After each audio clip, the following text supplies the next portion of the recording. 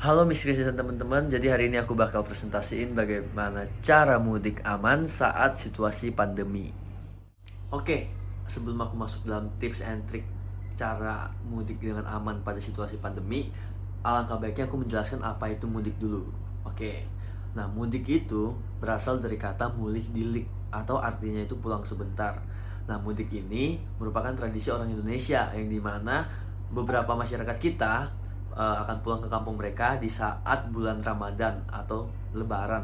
Setelah menjelaskan tentang mudik, aku akan menjelaskan tentang pandemi sekarang. Nah, pandemi itu adalah epidemi penyakit yang menyebar di wilayah yang luas. Ini bisa beberapa benua, bahkan di seluruh dunia.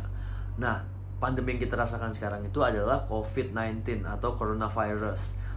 Nah, coronavirus sekarang aja kita sudah pernah merasakan 4 varian. Yang pertama itu COVID-19 Alpha, yang kedua itu Beta, yang ketiga itu Delta, dan juga keempat itu Omicron. Oke, sekarang kita akan masuk dalam tips mudik saat pandemi. Yang pertama itu tentunya kita harus sudah vaksin 3 kali. Vaksin 3 kali ini apa? Nah, vaksin ketiga kali ini maksudnya adalah vaksin pertama, vaksin kedua, dan juga vaksin booster. Nah, manfaatnya juga double ini teman-teman. Yang pertama, imun tubuh kita tentunya lebih kuat daripada yang sebelumnya.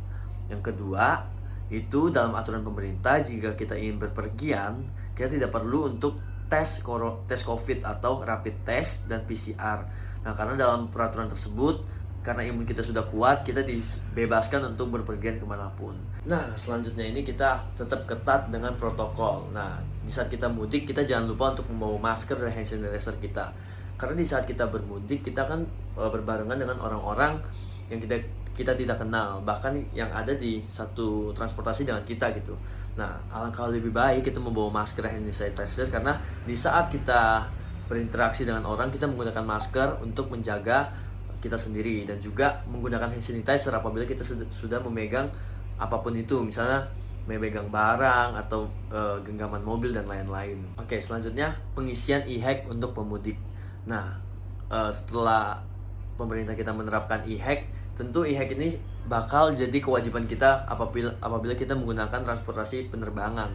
Nah, misalnya e-hack itu biasanya kita harus isi dari kota keberangkatan dan akan kita tunjukkan di saat kota yang kita sampai gitu.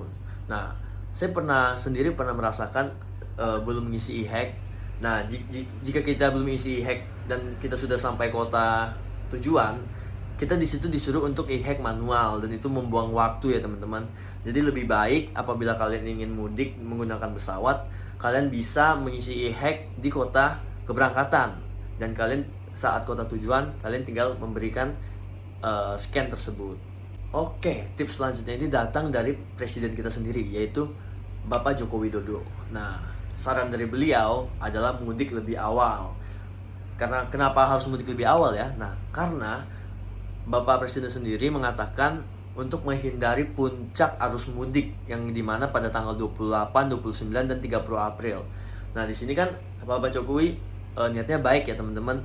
Karena kenapa disuruh awal? Karena kita pertama, kalau misalnya menghindari puncak arus macet, kita tidak telat untuk sampai ke kampung kita. Yang kedua, kita tidak berkerumunan banget dengan orang-orang yang pulangnya mepet-mepet ya, pada puncak arus mudik tersebut. Nah, karena di saat kita misalnya mepet-mepet dengan orang, kita nggak tahu tuh apakah kita terpapar COVID atau tidak, dan resikonya kan bisa sampai ke rumah kita yang di kampung gitu. Oke, berikut adalah pernyataan Bapak Jokowi tentang mudik lebih awal. Survei Kementerian Perhubungan didapatkan hasil bahwa akan ada 23 juta mobil dan 17 juta sepeda motor yang akan digunakan oleh para pemudik. Ini adalah jumlah yang sangat besar dan diperkirakan akan terjadi kemacetan parah. Oleh karena itu, saya mengajak masyarakat untuk menghindari puncak arus mudik pada tanggal 28, 29, dan 30 April 2022. Nah, barusan itu adalah pernyataan dari Bapak Jokowi. Nah, sekarang kita sudah masuk dalam kesimpulan. Oke, kesimpulan kita ada dua di sini. Yang pertama, dengan ada presentasi ini kita tahu ternyata mudik itu bukan hanya tradisi di Indonesia, ternyata ada di Malaysia, Turki, dan juga India.